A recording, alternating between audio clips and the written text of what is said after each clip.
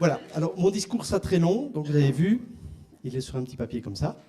Donc ça sera très rapide, puisque vous avez eu en première partie la visite commentée par Alain de Wassège, qui a donc eu la carte blanche pour occuper le délibule avec 16 artistes différents, dont à sa gauche Fanny Violet, que vous pouvez voir pour ceux qui n'ont pas suivi la visite commentée derrière moi. Elle rhabille les nus, donc vous êtes tranquille, vous êtes habillés, ça ne se passera pas dans l'autre sens.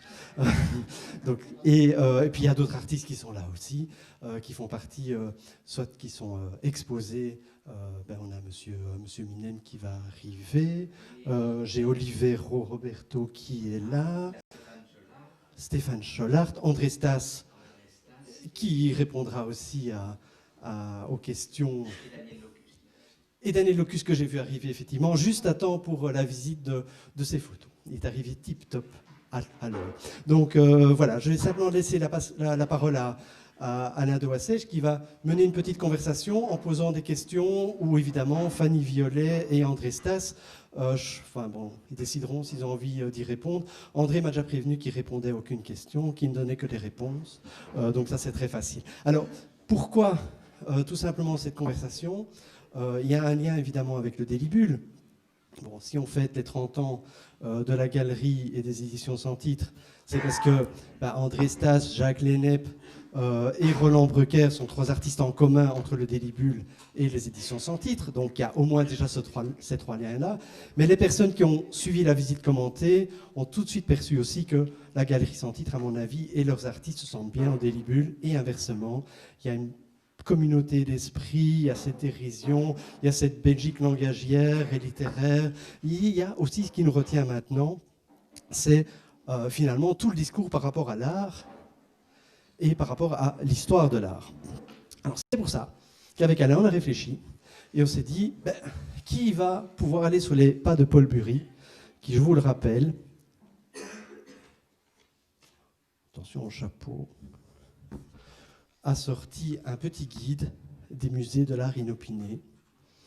Et je me disais que faire une petite promenade dans les musées inopinés de Fanny Violet et d'André Stas, qui, vous l'avez remarqué, Jean Cuvelier n'est pas là, mais se joue de Bruegel aussi sans aucun problème. Ici, Fanny Violet se jouant des nus depuis la Renaissance à ce jour. Eh bien, nous avons par exemple un Paul Bury qui vous trouve comme musée inopiné, le musée du Trou, le musée de la désuétude, le musée du fragment à Barcelone, le musée du zèbre à Casablanca, nous avons le musée de la dynamite, le musée du virement, le musée des invalides à Miami et le musée du déficit. Donc c'est pas mal non plus. Donc voilà, donc tout à fait dans cet esprit de qu'est-ce qu'est l'art et comment allons-nous nous positionner par rapport à l'art, comme André Stas, comme Fanny Violet, comme un hussard, mais que j'appelle un hussard sous les escaliers, se moque du petit perroquet Rococo, comme nous avons évidemment Sébastien Fayard qui lui détourne la photographie, puisque je vois que Georges Vercheval va nous regarder et nous écouter. Et bien voilà, on s'est dit, on va vous promener à travers une histoire de l'art revisitée par la galerie sans titre au délibule. À toi, cher Alain. Merci. Peut-être une brève présentation. Une brève présentation pour ceux qui n'ont pas fait la visite des 2 personnes qui m'accompagnent derrière cette table. Il y a Fanny Violet, qui est une historienne de l'art et une plasticienne française, et qui, comme je l'ai dit tout à l'heure, à un moment donné, elle a commencé la peinture et puis elle s'est dit qu'en tant que femme, elle devait abandonner la couleur et les pinceaux et prendre le fil et l'aiguille et replacer le travail traditionnel de la femme et de la couture et du fil et de la broderie au cœur même de l'art contemporain, qui est une option politique qu'elle n'a cessé de défendre à travers tout un éventail d'œuvres dont je n'ai montré ici que les cartes postales et les cartes postales brodées, les murs habillés, mais il y a une panoplie d'autres choses, on aura l'occasion d'y revenir. Le second artiste est André Stas, qui est collagiste et écrivain, puisqu'on a vu à l'étage ce qu'il appelle des coluscrits, qui sont des poèmes faits à partir de collages de bouts de texte recueillis dans des journaux et des magazines. Il est aussi régent au collège de pataphysique. Et avec tous les deux, bien sûr, j'ai fait des livres. André Sass était un des premiers avec qui j'ai fait un livre. Ce livre a été épuisé, et puis plus tard, on a repris, augmenté, et avec Fanny, on a fait un panorama de ces cartes postales, un bon millier, hein, c'est ça qu'il y a au départ, et pour lesquelles on a choisi un ensemble de cartes postales de la Renaissance à nos jours.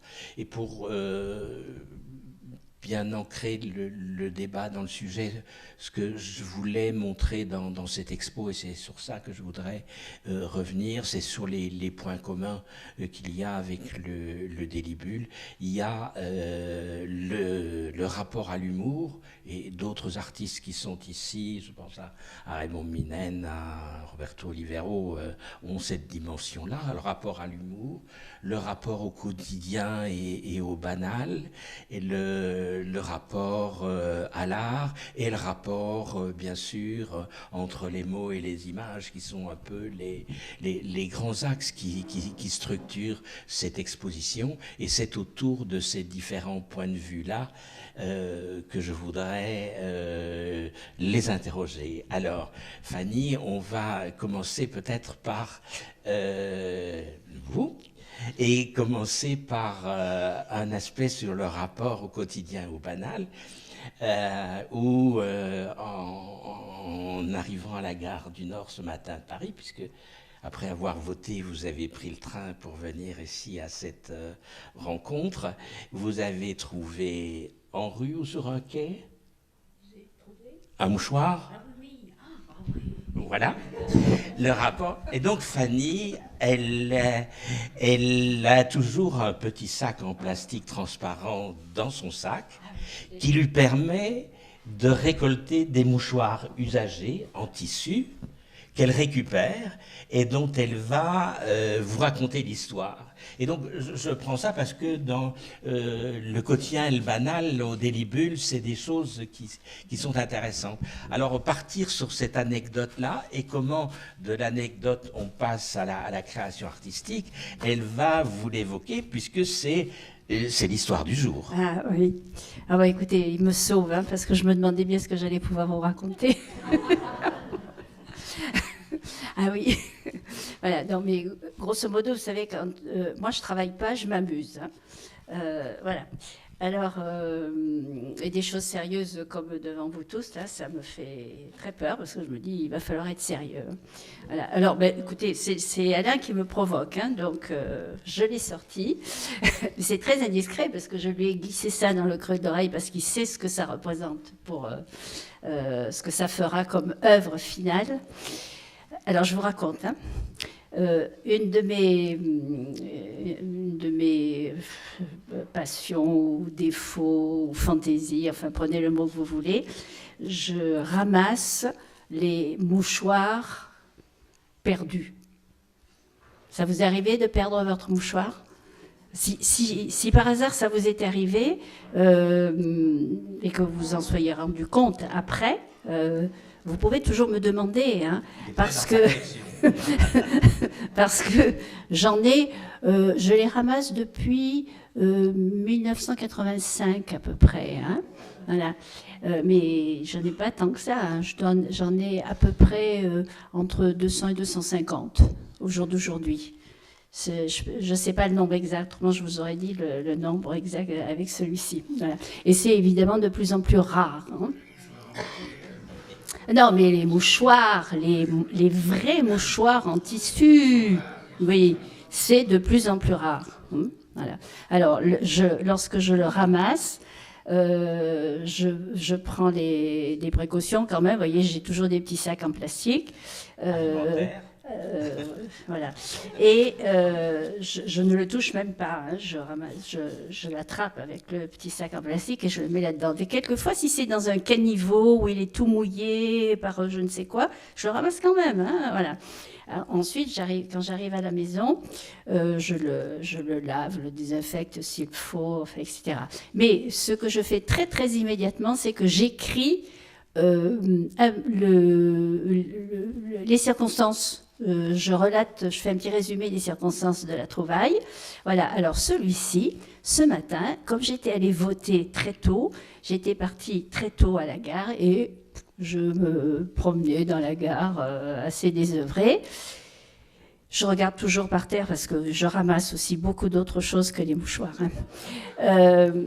Je vois vous voyez, cette petite tache rouge de la gare, donc je m'approche, je regarde, je me dis, bof, une petite serviette en papier probablement. Je regarde, je me dis quand même, voyons voir des fois que ça serait un mouchoir. Hein. Alors je m'approche, je regarde, j'écarte avec mes chaussures et je me dis, ça a l'air d'être du tissu. Alors, je sors mon petit sac, voilà, je l'ai ramassé, et effectivement, c'est un vrai mouchoir. En plus, il est même brodé, il a un petit motif de broderie sur le côté, donc il va être très beau. Hein. Et j'ai entrepris de le décrire, mais j'étais debout dans la gare, j'avais pas bien prévu le coup. Alors, vous savez ce que j'ai fait? J'ai sorti mon téléphone, et pour la première fois, j'ai écrit toute la petite histoire du mouchoir sur mon téléphone que comme j'ai 2 adresses email, je l'ai écrit sur une et je me la suis envoyée à l'autre. Donc, grande nouveauté. Voilà. Et voilà. Et puis, vous verrez. Alors, ensuite, je vais le laver, le rendre presque neuf. Et ensuite, je vais l'enfermer entre 2 feuilles de plastique plus épais que celui-là, mais que j'utilise depuis très très longtemps. Et je vais broder sur l'épaisseur que ça va avoir rendu un tout petit peu rigide. Je vais broder cette petite histoire que j'ai écrite. Et l'histoire, c'est je suis à la gare du Nord, arrivée de bonne heure parce que je suis allée voter. C'est historique, ça. Hein, enfin, pas que je vote, mais l'histoire du vote. Et voilà, et je m'en vais à Bruxelles, où Alain va venir me chercher et on va aller au Daily Bull, à la Louvière. Voilà, tout ça va être écrit dans la petite histoire, brodé sur le mouchoir. Et en 2014, j'ai eu une exposition personnelle à la galerie et on en avait exposé, je ne sais plus, une cinquantaine, hein. Oui, entre 30 et 50, avec toujours une petite histoire qui n'intéresse personne, qui n'intéresse que moi. Mais bon, voilà, c'est déjà pas mal. Voilà. Voilà, donc une de mes activités. On va revenir sur un autre aspect du banal dans le travail. Peut-être André, tout le matériel de base, les journaux, les magazines, les gens qui viennent te déposer chez toi, c'est aussi tout du matériau de rebut, de récupération, parfois un peu des vieilles héliogravures ou gravures dans des livres du 19e, parfois des anciens livres. Oui. Tout fait farine. Hein. Oui. J'aime surtout les trucs qu'on va acheter, parce qu'il y a toujours quelque chose dedans. Quoi. Je pense à la série des mandalas. Il me fallait le même élément un certain nombre de fois, alors j'allais piller les grandes surfaces de leur folder. Et alors, j'avais un certain nombre de fois la même image pour faire le cercle. Plus le cercle s'agrandissait, plus il m'en fallait. Alors je regrette beaucoup la boule rouge de GB parce qu'elle faisait merveille. Il n'existe plus la boule rouge de GB. Vous avez remarqué ouais. Moi, je ramasse pas les mouchoirs. Quoique, un jour, on en a trouvé un avec une nominette René Magritte. Il y avait des taches de couleur dessus. J'ai très bien vendu avec le paillasson. J'ai fait à l'eau. Un paillasson qui était dans la maison des Magritte, sur lequel Georgette et René s'essuyaient les pieds. C'est une très belle pièce, un bel ensemble. chez Fanny, il y a une grosse partie du début du travail, c'est ce qu'elle appelle les boîtes à dérisoires. Alors, un petit mot pour des œuvres qui ont été d'ailleurs présentées dans la galerie. C'est quoi les boîtes à dérisoires? Parce qu'il y a des liens entre les mouchoirs, toute la récupération, Oui. les inventaires. Oui. Pardon. Les boîtes à dérisoires, là, Alain, c'est de la provocation. Euh, j'ai commencé une pratique artistique à l'extrême fin des années 70 et où j'avais décidé d'introduire le fil, l'aiguille, enfin, les pratiques féminines qui sont totalement honnies, soit honnies par le milieu artistique, soit totalement appréciées mais d'un décalage épouvantable par le grand public. Hein. Ouais. Et j'ai rapidement compris que c'était pas ça qu'il fallait que je fasse. Hein.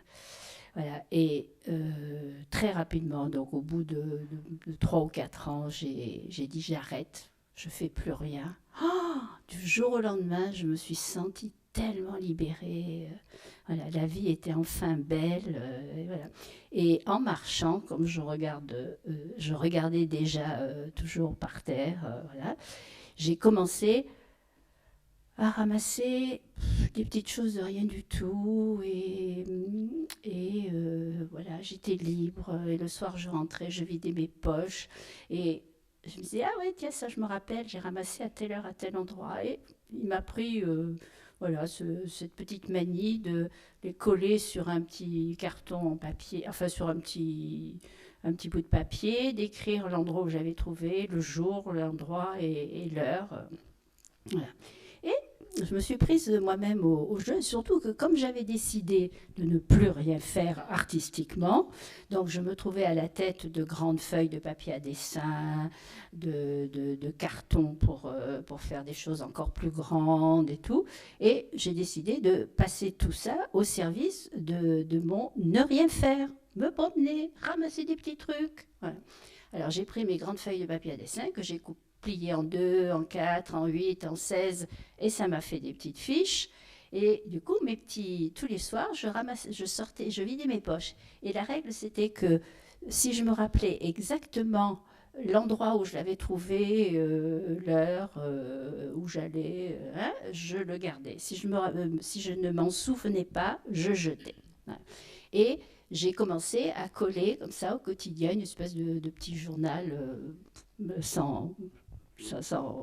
enfin, qui ne voulait rien dire, hein, mais ma petite mémoire quotidienne. Voilà. Et j'ai fait ces fiches. Et puis quand j'en ai eu une quantité, je me suis dit, mais quand même, il faudrait que je les mette en ordre. Donc j'ai fabriqué des boîtes avec ce que j'avais de carton. J'ai fabriqué des boîtes pour ranger mes fiches. Et je me suis prise totalement au jeu. Et j'ai adoré faire ça. Mais c'était pas de l'art. C'était rien. Voilà, ne rien faire en faisant quelque chose, c'est particulièrement jouissif, enfin tout au moins en ce qui me concerne. Hein. Voilà. Et ces boîtes, très rapidement, je me suis dit, bon, il faut que je leur donne un nom. Allez, ça va être des boîtes à dérisoire, parce que c'est que du dérisoire que j'enferme là-dedans, que je vis et que j'enferme là-dedans. Et voilà. Des exemples de dérisoire, un bouton un vieux ticket de métro, une épingle à nourrice, des listes de courses. Ah oui, il y a quand même des thèmes, hein, voilà, des listes de courses. Je trouvais que c'était bien des listes de courses. Je me disais, le jour où je suis vraiment à court, quand je vais faire mes courses, je prends une des listes de courses et je fais les courses. Voilà, c'est tout trouvé. Des photos d'identité. Et des photos d'identité, figurez-vous qu'à côté des cabines de photomatons et tout, il y en a par terre des déchirés. Parce que, voilà, les gens n'ont pas aimé leur trombine, donc ils ont déchiré la photo. Alors, est-ce qu'ils en ont refait une autre? Est-ce qu'ils sont partis? Ça, j'en sais rien. Mais je ramassais tous les petits morceaux et je reconstituais la photo. Voilà, et je mettais la photo, et j'ai tout ça dans mes boîtes à dérisoires. Alors, il y en a combien des boîtes à Alors, des dérisoires? boîtes Dans à chaque dérisoires. boîte, il y a combien Alors, de c'est variable selon l'épaisseur ce qu'il y a dedans, des petits objets que je trouvais, soit je collais, soit j'agrafais sur les fiches. Et donc, ça variait entre 150 et 200 fiches à peu près par boîte. Alors, toujours la date. Je m'étais même acheté un tampon encreur, vous savez, avec la date qui circule. tournent, hein? Et j'avais un petit côté fonctionnaire, vous voyez, tous les soirs, je mettais mes fiches. Alors j'avais du papier noir et du papier blanc, parce qu'il y avait des petits objets, ça y est, je commençais déjà à retomber dans l'esthétique, il y avait des petits objets qui rendaient mieux sur un fond noir que sur un fond blanc. Voilà. Et j'ai fait ça pendant quelques années. Il y a eu 69 boîtes. S'il y en a parmi vous qui ont visité cette expo à Bruxelles, donc Alain les a présentés. Je crois que c'était la première fois que je les montrais. Oui. Voilà. Et alors, pourquoi j'ai arrêté à 69 boîtes voilà. Eh bien, écoutez, j'ai arrêté parce que j'en rêvais la nuit. Alors, j'en rêvais la nuit. C'était pas désagréable parce que c'était jamais que le prolongement de mes journées. Mais j'ai subi quelques petites déceptions parce que quelque chose que j'avais ramassé la nuit, quand je me réveillais le matin, je me disais, mince, c'était un rêve. Ah, dommage, je sais pas. Et puis, il y a eu un petit peu plus compliqué, c'est que j'ai rêvé je ramassais quelque chose et je me disais, pourvu que ce ne soit pas un rêve, je disais, non, c'est pas un rêve, allez, je vais le mettre, je vais le coller tout de suite sur la fiche. Donc, je faisais ma fiche dans mon rêve. Je faisais la fiche, je mettais la date, je mettais le lieu, voilà. Et le matin, je me réveillais, je me disais, mince, mais c'était un rêve. Alors après, je ne savais plus, quand je ramassais un vrai truc dans la rue, je ne savais plus si c'était un rêve ou pas un rêve. Enfin, voilà, donc j'ai dit, stop, j'arrête. Voilà, et j'ai arrêté du jour au lendemain. Ça a été très dur d'arrêter, parce que j'ai continué à regarder dans les rues pendant des Encore aujourd'hui. mois. Et encore aujourd'hui, mais j'ai transformé l'aventure. Il y a un autre travail qui se fait. Alors là, je suis complètement passionnée à fond là-dedans. Je ne sais pas si certains parmi vous ont vu l'exposition donc, de 2014 à Saint-Titre à Bruxelles, où il y avait à l'entrée de la galerie des sortes de boules, de toutes sortes de choses, de toutes les couleurs, sur les deux murs. En fait, il y en avait accrochés sur les deux murs. Il y en avait exactement 1000. Et ça continue. Je continue à ramasser. Tous les jours, je ramasse des choses, des objets et des bouts de ficelle et des câbles électriques. Enfin, toutes des choses qui sont vouées à disparaître dans la journée ou les jours qui suivent. Et j'en fais une boule. J'entortille tout et ça fait une boule. Voilà. Et ça, pardon ? Tous les jours, oui. Oui, voilà. Ça va. Merci, bravo. Ça serait bien de démontrer ici. Voilà, tous les jours. Et j'en ai, à ce jour, j'en ai fait d'abord. D'abord, j'avais commencé pour en faire une série de 1000 qui a été terminée. Ensuite, j'ai continué parce que ça me plaisait bien. Et j'en ai fait une autre série de 1000. Et là, j'en suis à la 3e série de 1000, j'en suis à 230 et quelques de la 3e série de 1000. Voilà. Et c'est quotidien, impérativement. Pardon ? Une boule par jour. Hein. Voilà. C'est au gré des circonstances. Voilà. Donc voilà quelques exemples justement du rapport au banal. On peut passer maintenant à un deuxième axe du travail de cette expo et des liens avec le Délibule, les rapports des mots et des images. Alors André, ça c'est le cœur même de ton travail. Soit une image qui existe d'ailleurs dans le langage et que tu retraduis en collage. Et chez toi, il y a bien sûr tous les la série, ce qui se passe, ce sont des mots où d'anciennes images, gravures ou peintures sont recouvertes de mots, de fragments de mots. Mais ce qui est aussi important dans ton travail, c'est les titres, comment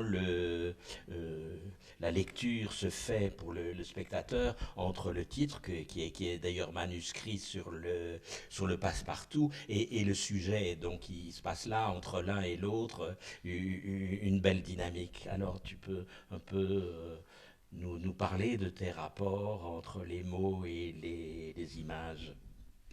Ben, je pars du principe que le mot est un matériau pictural au même titre que la couleur. Au début, j'avais fait ça de manière un peu innocente, je n'avais pas d'idée derrière la tête. Et il se fait qu'une année, pour Fureur de livre, la province de Liège me demande pour reproduire une image avec des mots. Et c'est une jeune fille comme ça, rêveuse, avec un livre ouvert sur ses genoux. Et il y a son surmoi avec tous les mots. Elle doit faire des études, elle doit être sérieuse, elle doit se marier, elle doit faire des enfants, elle doit avoir un diplôme, elle doit faire la vaisselle, le linge. Et là, elle pense à ça et du livre tombe toute une série d'autres mots. Elle, en fait, elle a envie de plage, de champagne, faire des photos de mode, et puis d'être pute, quelque part, de luxe, au soleil, dans les îles.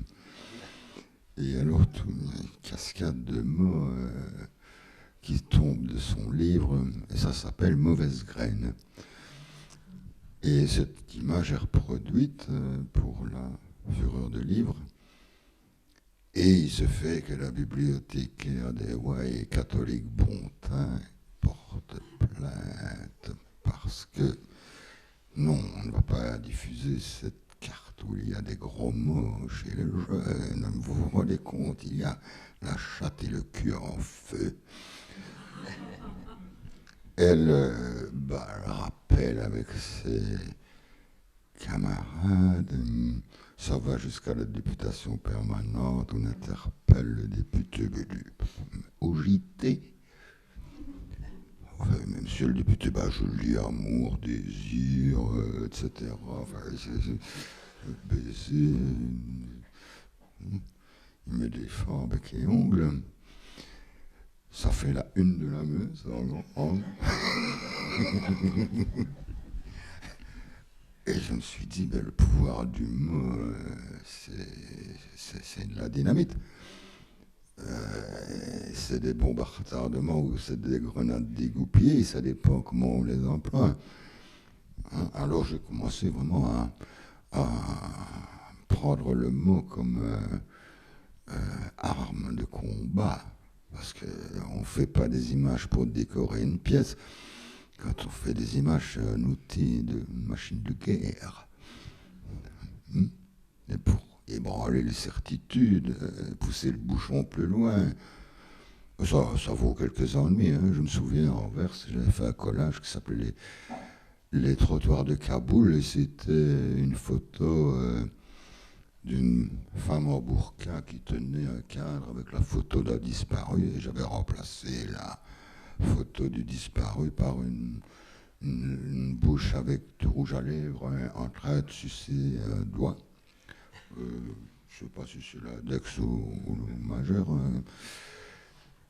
Scandale in the family, j'ai eu des intégristes qui sont venus au vernissage qui gueulaient, qui menaçaient de casser la vitrine, on ne joue pas avec ça, et là, c'est une image scandaleuse, etc.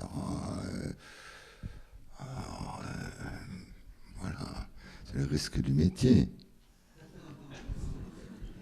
Sur les titres des œuvres, tu joues bien entre l'image et le titre, comment tu nommes chaque fois. Ça me prend parfois plus de temps de trouver le titre exact que de faire l'image.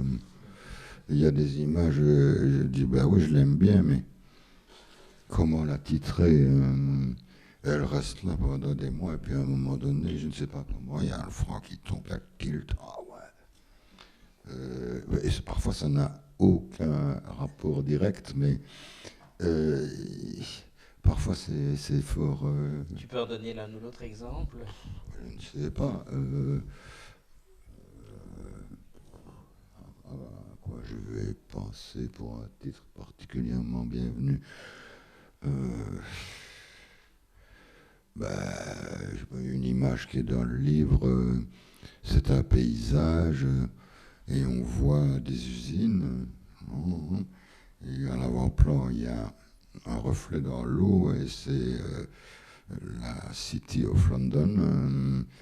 Alors c'est glauque au-dessus, et c'est le reflet dans l'eau et ça s'appelle l'humour anglais. Mais en même temps, il y a une proximité visuelle au niveau des couleurs et des formes entre le haut et le bas. Donc, il y a en même temps un doute qui s'installe. Ben oui, c'est un peu comme l'Empire des Lumières de Magritte. Hein, c'est un décalage minimaliste, hein, parfois. Il suffit de peu de choses. Il y a des trucs qui sont avec un seul élément complètement modifiés. Je me souviens que j'avais trouvé une photo de Jean-Paul II appuyé contre le mur des Lamentations. Alors, il était posé comme ça. Alors, Face au mur. Face au mur. Donc, il a suffi que je fasse une tache de pisse qui dégouline sur le mur. Et ça, c'est appelé l'incident diplomatique.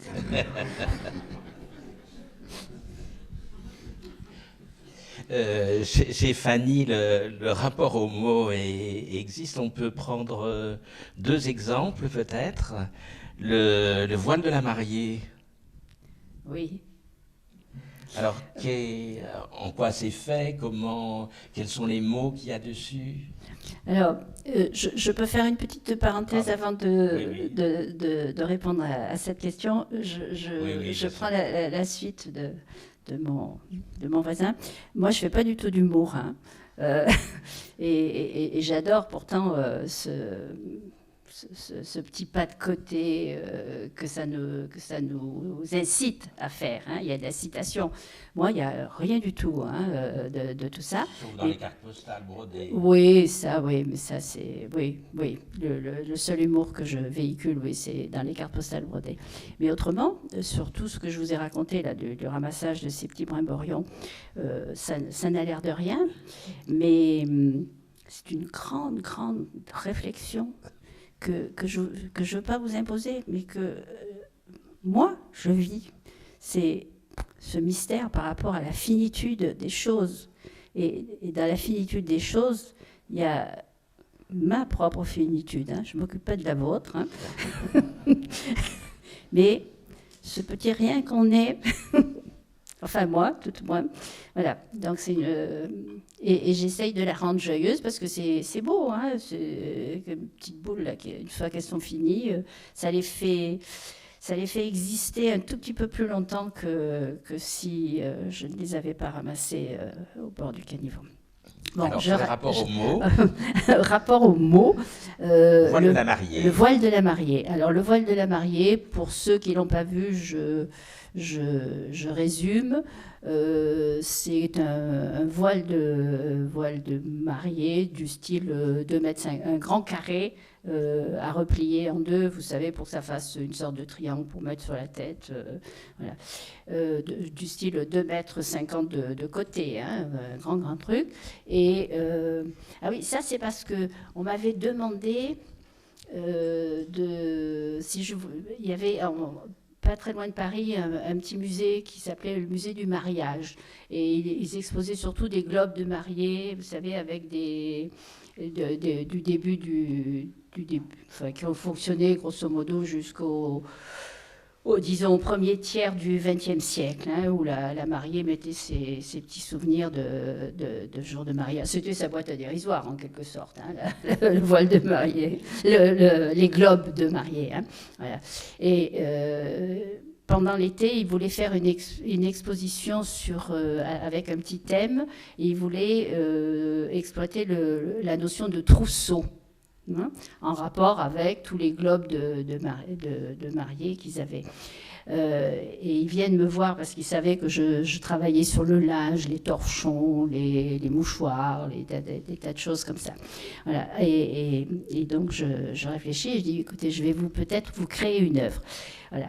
Et j'ai créé un voile de mariée que j'ai entièrement brodé, et je l'ai brodé avec des grandes volutes de lignes brodées tout autour, d'espèces de grands festons. Et ces lignes brodées, j'ai inscrit entièrement et très exactement la liste d'un trousseau de mariés de la fin du 19e siècle. Vous savez, il y avait dans les guides de savoir-vivre, et puis comment bien tenir sa maison, enfin tous les manuels qui étaient destinés aux jeunes filles et aux jeunes femmes. Voilà, la composition d'un trousseau de mariée, et donc j'ai brodé ça. Alors quand on voit de loin, ça fait un grand voile avec des grandes volutes brodées tout le tour, et si on s'approche, on voit qu'il y a 12 draps en coton, 12...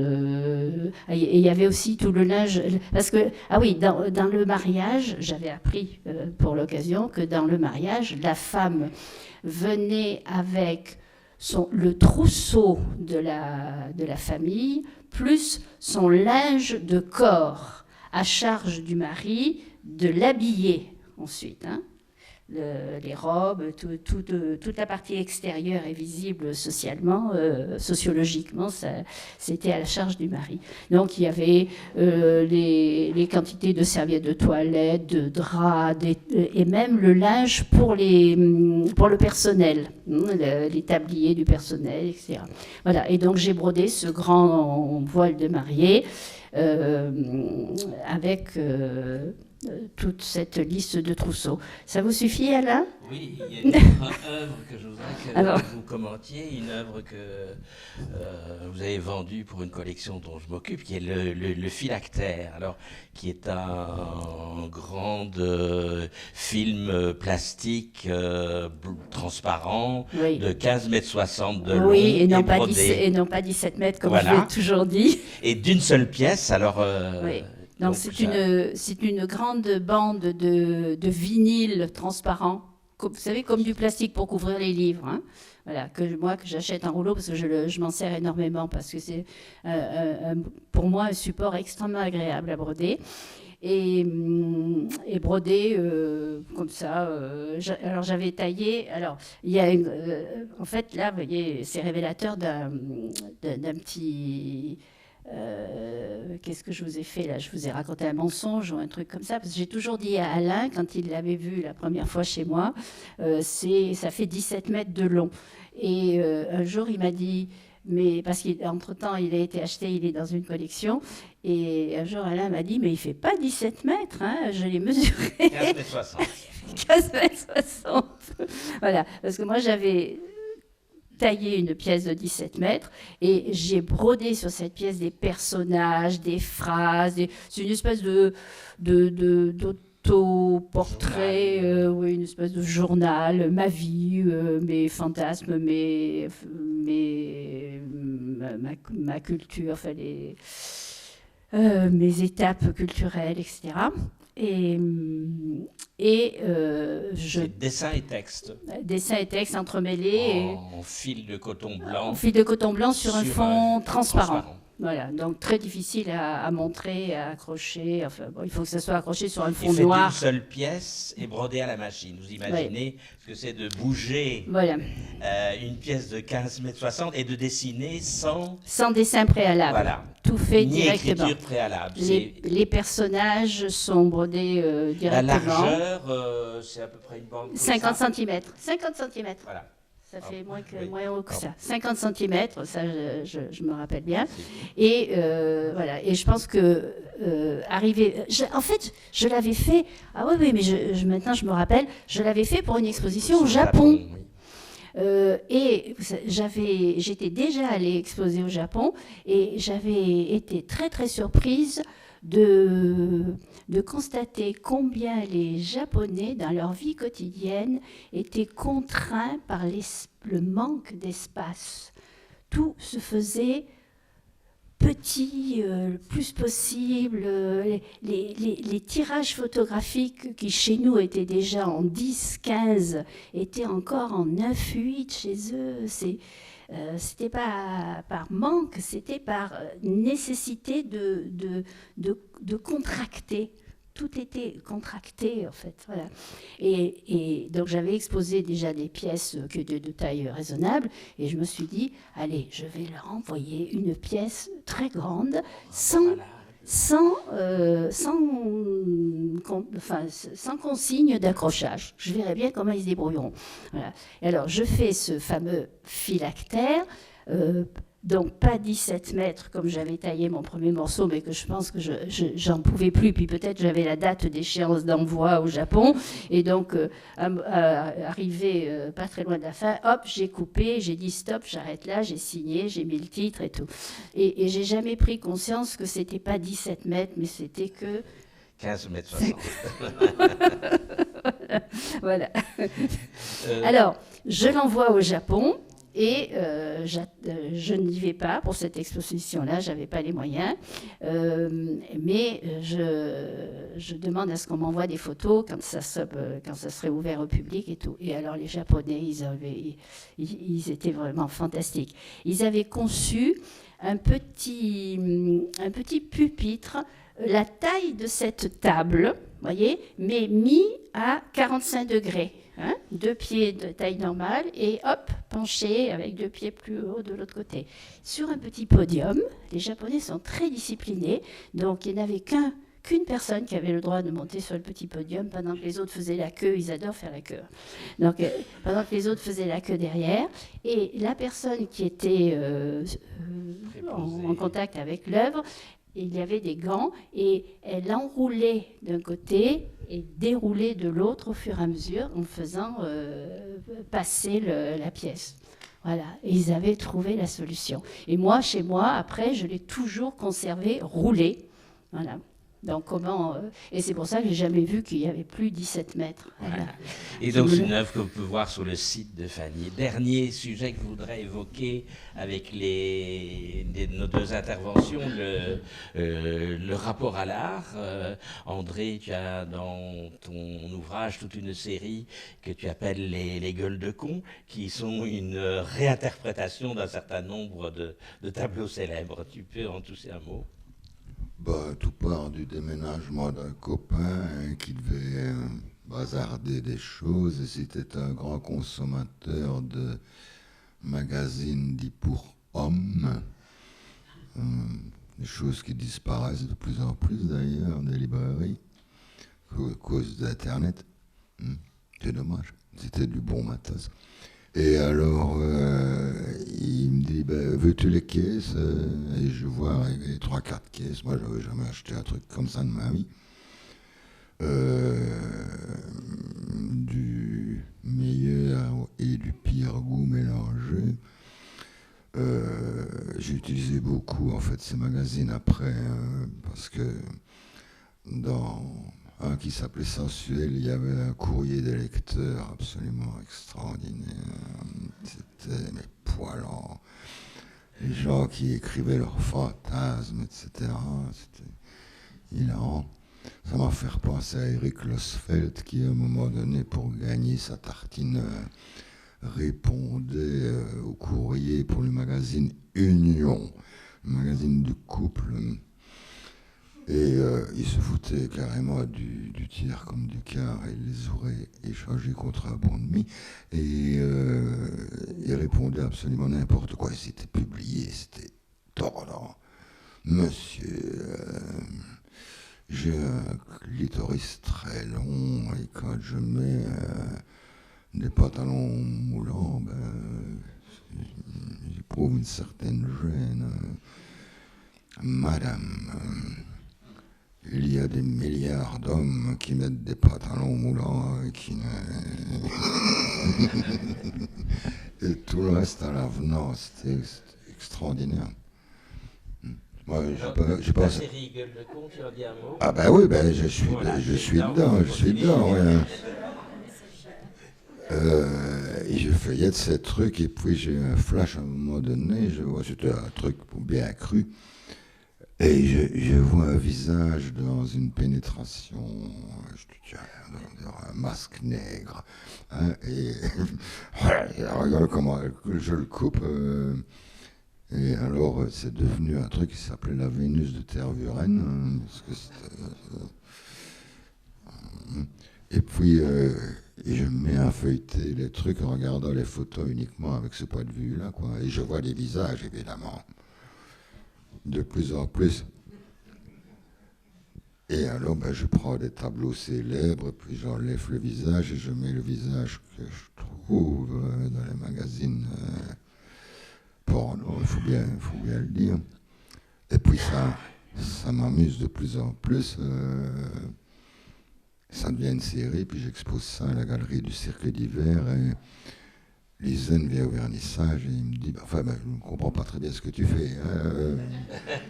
Il n'avait strictement rien vu parce que ça a l'air d'être des chefs-d'œuvre de l'art normaux. Il faut remonter à 10 cm pour voir le truc, une fois qu'on a vu, évidemment. Oh, c'est très drôle parce que c'est des trucs que dans une expo où il y a plein de choses, il y a des enfants quand même, hein, oui, alors on les met à part, hein, dans un petit cabinet privé en général pour faire plaisir aux galeristes, hein. La voiture la plus belle a été à la Louvière, justement, hein, au drapeau blanc, et il avait mis ça dans le couloir qui menait aux toilettes, hein, avec petit drapé en perles, etc. Et tous les gosses étaient foutus là. On interviewait une enfant, et t'as bien aimé l'expo? Oh oui, surtout les personnages avec des grands nez.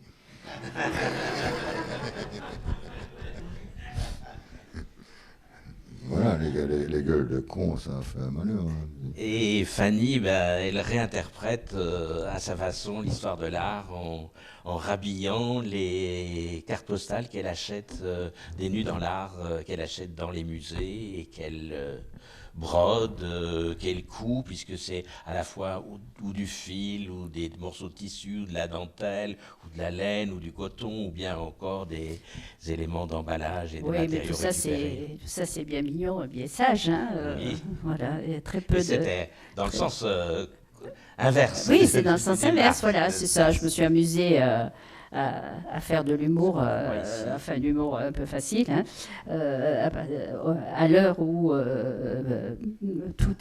a les nus qui s'étalent sur toutes les murs et les magazines et partout. Donc, pourquoi ne pas pratiquer l'inverse, voilà. Donc, et revisiter par là l'histoire de l'art, parce que je ne brode que sur des cartes postales. Hein, on m'a proposé quelquefois de rhabiller d'autres nus, mais non, Un précurseur à la chapelle Sixtine. Oui, tout à fait. Mais ça a été mon entrée en matière. Hein, Braguettone. Le Braguettone, et qui a eu l'idée à un certain moment, on voulait détruire la chapelle Sixtine. Enfin, enlever complètement les peintures de la chapelle Sixtine parce que c'était pour cause d'indécence. Et il y a quelqu'un qui a eu l'idée qui s'est proposé pour rhabiller avec des feuilles de vigne, des petits pans de tissu et toutes les nudités. Et ça a été fait et ça a sauvé véritablement. Mais celui qui avait eu l'idée, ça s'était su et du coup on s'était moqué de lui et on l'avait appelé une braguettone. Voilà, parce qu'il avait mis des petits cache-sexes partout. Donc c'est ce que j'avais mis en introduction lorsque j'ai commencé à broder les nus, c'était... Vous n'avez jamais rhabillé le nu descendant d'un escalier de Duchamp? Si, Vous l'avez fait? si, oui, Ah, c'est très bien. oui. Ah oui, Ah, mais oui. oui, il y a le nu de Richter aussi, je l'ai rhabillé aussi. J'essaie soit de le rhabiller dans le style du peintre, eh bien, nu descendant un escalier, je te montrerai un jour comment je l'ai rhabillé, dans le style du chant, et enfin du chant, ce style de peinture, hein, voilà. Et nu descendant l'escalier de Richter, c'est pareil, je l'ai habillé avec cette espèce de flou, puisque c'était une peinture floue, voilà. Donc j'aime bien, alors soit complètement décalé, soit... je travaille énormément les nus, vous savez, d'abord je les accumule, il me faudra au moins 3 vies pour arriver à broder tout ce que j'ai déjà accumulé, et je les regarde, je les fréquente, je les étale sur mon bureau, tout d'un coup, tac, j'ai une vraie idée. Ou alors, des fois, en ramassant, là, toujours, moi, je suis vraiment faite pour me baisser, ramasser et trouver les choses toutes faites par terre. Voilà, je trouve un petit morceau, je me dis, ah, ça va être impeccable pour telle carte postale et tout. Et alors, hop, je passe à l'acte. Enfin, voilà. C'est une espèce de grand puzzle, si vous voulez, les matériaux d'un côté, les images de l'autre, et je rassemble pour que ça aille ensemble. Puis il y en a qui sont complètement ratés, pas belles et tout, mais c'est là, vous ne les voyez pas. Donc. Voilà, on va terminer ici, peut-être voir s'il y a des questions dans la salle, soit aux artistes qui sont ici, soit aux artistes qui sont aussi dans la salle. Voilà, quelqu'un souhaite intervenir.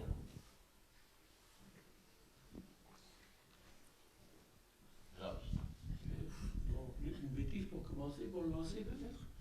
Est-ce que vous comptez ramasser un mouchoir le jour du 2e tour? Mon avis, c'est une culotte. Là, qui vont ramasser voilà, une veste, probablement, mais là au moins. Oui. Est-ce que votre comportement à la gare du Nord a attiré l'attention des militaires qui nous protègent? Non, eh bien, écoutez, il n'y avait pas de militaires qui me protégeaient. Voilà. Ouais, j'ai pas vu beaucoup de militaires. Ils devaient être autour des bureaux de poste. Hein. Voilà, la gare du Nord était relativement déserte, à part un énorme groupe de Coréens qui... Du Nord ou du Sud?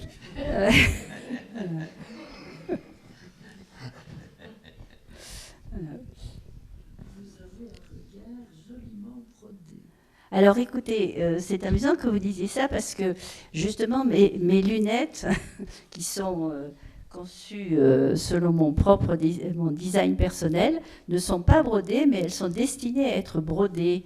J'ai fait faire par mon opticien des lunettes avec des petits trous pour pouvoir les broder. Et je les brode dans de multiples circonstances, je les brode. Et là, je n'ai absolument pas eu le temps. Là, c'était une circonstance où elles méritaient d'être brodées. Donc, merci, madame, de les voir brodées. Mais j'ai pas eu le temps parce que j'ai énormément travaillé hier et j'ai pas eu le temps de les broder. Mais vous voyez, ce que vous voyez, ce sont des petits trous.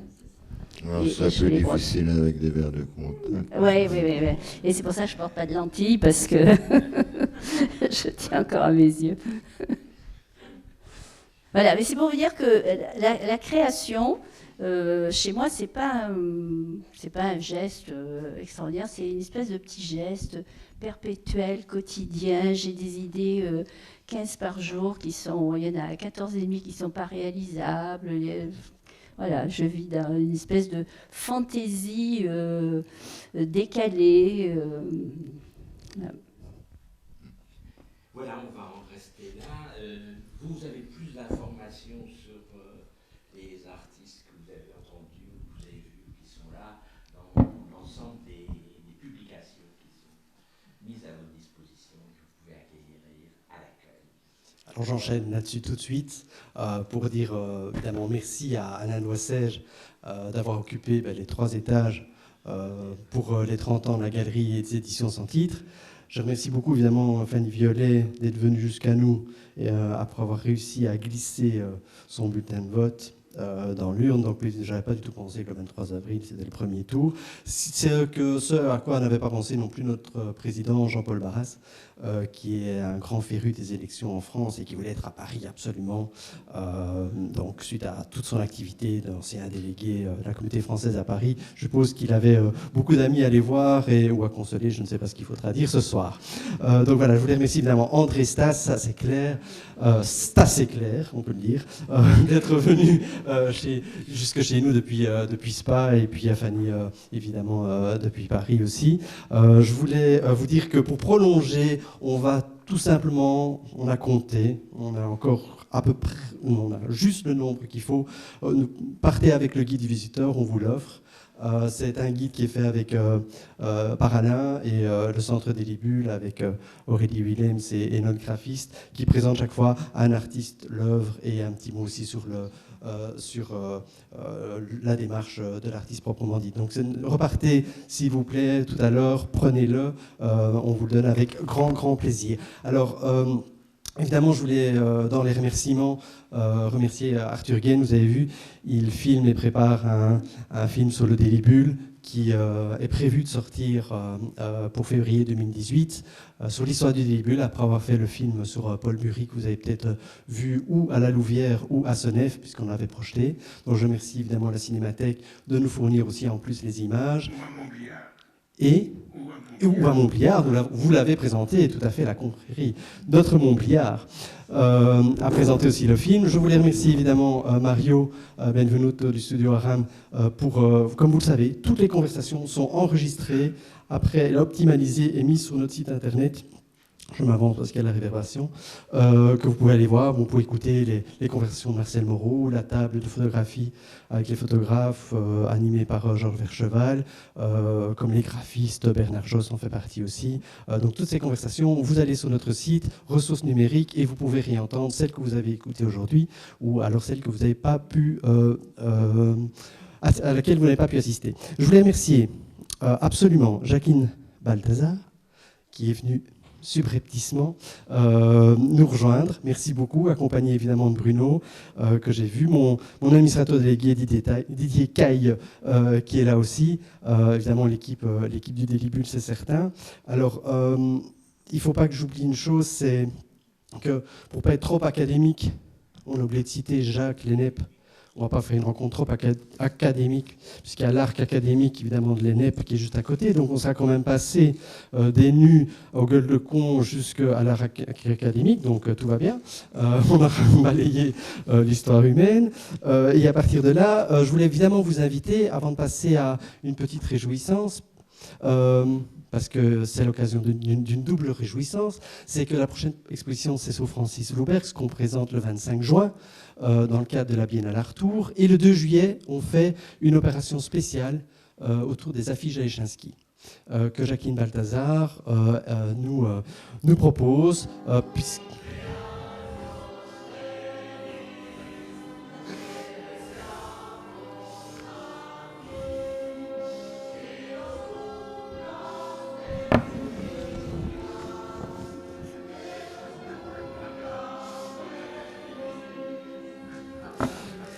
Cher Alain Doissège, tu as 30 ans, nous fêtons évidemment avec 2 gâteaux, il y en a un 3e, tes 30 ans.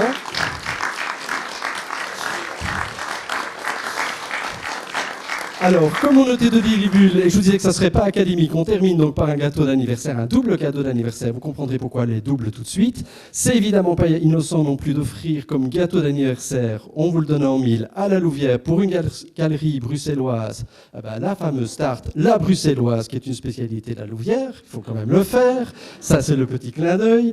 Et évidemment, on a entendu en espagnol, puisque Paul Bury était qualifié par Jaïchinski de pur toreador espagnol. Donc on s'est dit que c'était mieux en espagnol, maintenant qu'on fête l'amitié belgo-italienne, donc on s'est dit qu'autant le faire en espagnol. Pourquoi alors 2 gâteaux? Pourquoi une double ovation? Tout simplement parce qu'il y a un texte qui s'appelle ici, vous allez dire ça y est, c'est nouveau, le représentant de commerce qui est là, mais vous allez tout de suite comprendre, il y a 2 discours pour 2 anniversaires, donc 2 anniversaires, publiés en 92, si je me souviens bien, par le Délibule, Paul Bury, fêtant l'anniversaire d'André Balthazar, et le discours d'André Balthazar pour l'anniversaire de Paul Bury. De la même façon, le 2e gâteau, on peut l'appeler, et pour Bruno Balthazar, qui a 55 ans, 2 discours pour 2 anniversaires. Voilà, donc on peut l'applaudir aussi.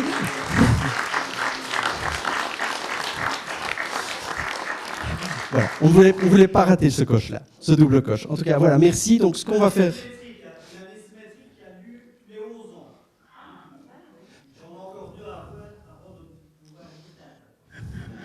Pour une fois que Bruno est symétrique, actons-le. En tout cas, je vous invite de toute façon, comme tout le monde d'ailleurs, à partager évidemment le verre de l'amitié. Alors comme vous voyez, le Délibule, c'est pas un musée, c'est un centre d'archives, etc. Donc on doit toujours un petit peu faire du déménagement. Petite mesure pratico-pratique, nous allons simplement retirer les chaises du fond pour pouvoir avancer le bar, ce qui peut arranger tout le monde. Et à partir de là, ça permettra aussi de pouvoir aller dans le jardin, qui est très beau puisqu'il y a les sculptures de Paul Bury. Ça fait le dernier accord. Je vous invite à vraiment aller voir l'exposition Montbliard, je sais, toujours précurseur, l'a fait. L'exposition Paul Bury, la rétrospective au Palais des Beaux-Arts, où il y a de très belles pièces de Paul Bury qui sont montrées, et aussi quelques presses. Et jusqu'au 4 juin, au Palais des Beaux-Arts, la rétrospective, à côté de son ami Yves Klein, enfin un ami ou connaissance en tout cas, puisque se jouxtent les 2 expositions, Yves Klein et Paul Bury, comme ils étaient voisins à Fontenay-aux-Roses à l'époque. Voilà. Donc Alain de Wassège, maintenant, profite de ton anniversaire. Merci à tout le monde. Voilà. Merci beaucoup.